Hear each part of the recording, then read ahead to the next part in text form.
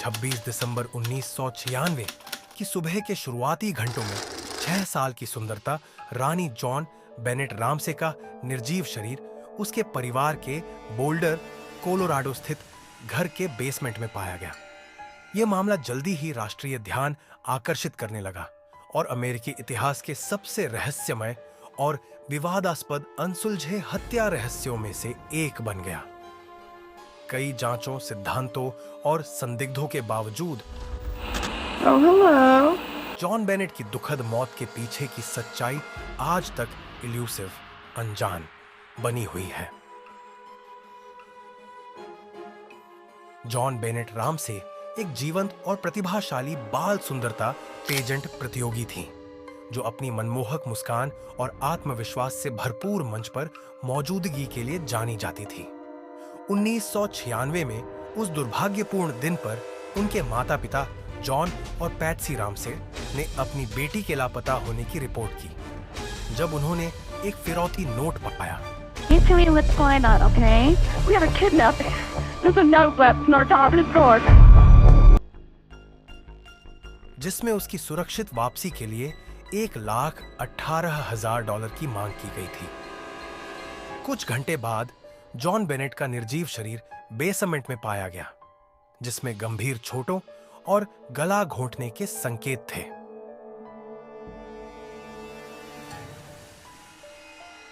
John Bennett Ramsay की हत्या की जांच की शुरुआत से ही विवाद और गलतियों से भरी रही। अपराध स्थल का समर्पण किया गया, जिससे एकत्र किए गए सबूतों की विश्वसनीयता पर सवाल उठने लगे।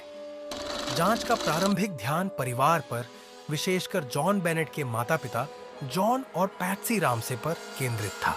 He did not kill my daughter John Benet. परिवार के चारों ओर मीडिया की तीव्र निगरानी और सार्वजनिक संदेह ने मामले की धारणा को धुंधला कर दिया।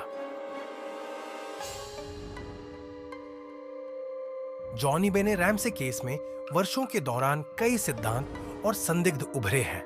प्रत्येक इस मामले के चारों ओर की घटनाओं की एक अलग कहानी और व्याख्या प्रस्तुत करते हैं। कुछ सिद्धांतों का सुझाव है कि एक बाहरी व्यक्ति ने अपराध किया, जबकि अन्य एक पारिवारिक सदस्य की संलग्नता की ओर इशारा करते हैं। एक प्रमुख सिद्धांत यह है कि एक घुसपैठिए की संभावना है। इस सिद्धांत के समर्थक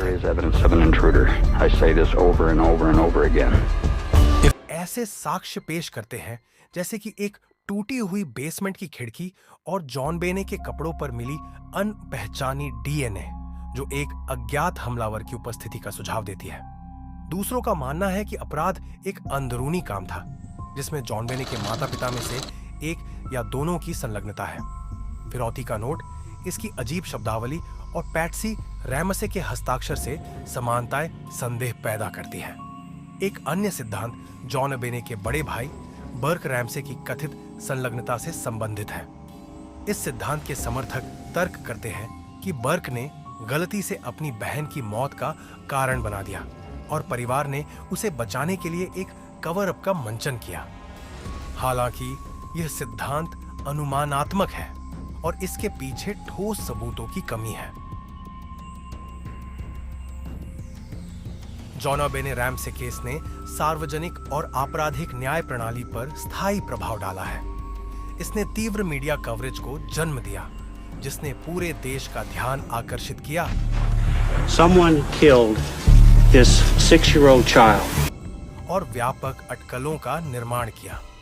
यह मामला उच्च प्रोफाइल जांचों को संभालने की चुनौतियों और न्याय की खोज में सार्वजनिक राय के संभावित प्रभाव को उजागर करता है।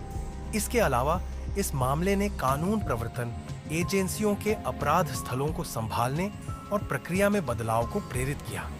साक्ष्यों के प्रबंधन में गलतियां और प्रारंभिक ध्यान परिवार पर होने के कारण अपराध स्थलों के संरक्षण और जांच में निष्पक्षता की आवश्यकता के बारे में महत्वपूर्ण सबक मिले।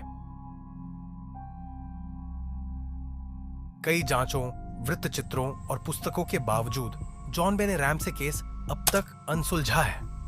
निर्णायक साक्ष्यों की कमी और समय के बीतने ने उस दुखद रात वास्तव में क्या हुआ, यह निर्धारित करना और अधिक चुनौतीपूर्ण बना दिया है।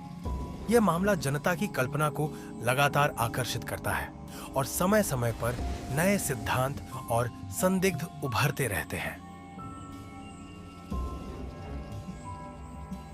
जॉन बेने रैमसे केस एक रहस्य बना हुआ है जिसने देश को 2 दशकों से अधिक समय तक परेशान किया है। अनुत्तरित प्रश्न, विरोधाभासी सिद्धांत और समाधान की कमी इस अनसुलझी हत्या के रहस्य में सार्वजनिक रुचि को बढ़ाते रहते हैं। समय के साथ जॉन बेने रैमसे के लिए न्याय की आशा बनी हुई है, लेकिन जब तक नए साक्ष्य या सफलताएं सामने नहीं आती, तब तक उसकी दुखद मौत के पीछे का सच अनिश्चितता के पर्दे में ढंका हुआ है।